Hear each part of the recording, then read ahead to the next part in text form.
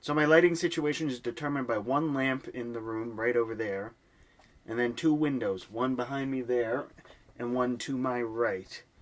So, since it's a cloudy day, well, let's see what the lighting situation is. Also, I'm surprised when you talked about lighting, you didn't talk about our one experience with lights, or rather, not being able to see because of light. This is when we went to see the Yankees take on the Baltimore Orioles in 2012. Spoilers, the Yankees lost, but we did get to see Ichiro hit his first home run as a Yankee. Anyway, it's batting practice, and we're in the outfield seats hoping to catch a ball or two. It's an incredibly bright, sunny day, completely different than what it is outside right now. We see someone hit a ball a good way. I forget who it was, but it doesn't matter because we couldn't even see the ball coming towards us. And Joe, you stuck your hand up there and caught the ball without any of us knowing that there was a ball coming. It just magically appeared in your glove, and we were just amazed that we caught something. And if that hand were not up there to catch the ball, the baseball-sized souvenir would have been imprinted on our body, not in our hand. Anyway, I want to talk about the trade deadline coming up in Major League Baseball. You know, that great holiday where winning teams mortgage their future in order to win right now. Since this is my last episode before the 4 p.m. deadline on Monday, I want to talk about a few deals that occurred in the past few weeks. I was going to talk about this last week, but then I saw that A-Rod wanted to save baseball. I didn't even know it needed saving. Particularly, I want to talk about something I noticed out of some of these early trades. Mainly that there weren't as much to help the team in the now, but as to make sure that the rivals don't get those same players.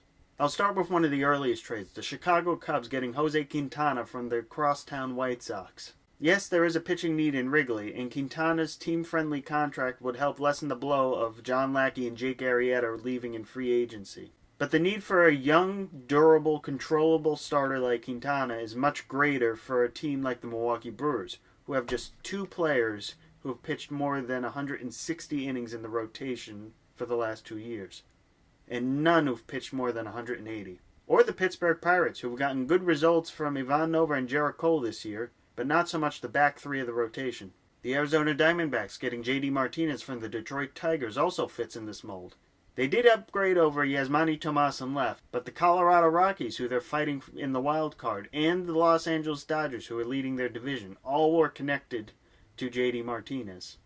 And that brings us to the Yankees and the Red Sox. Last week, both teams were heavily connected to Todd Frazier and David Robertson of the Chicago White Sox. Boston reportedly had a deal in place for these two, and then the Yankees, just hours later, came in and swooped them up, plus another reliever.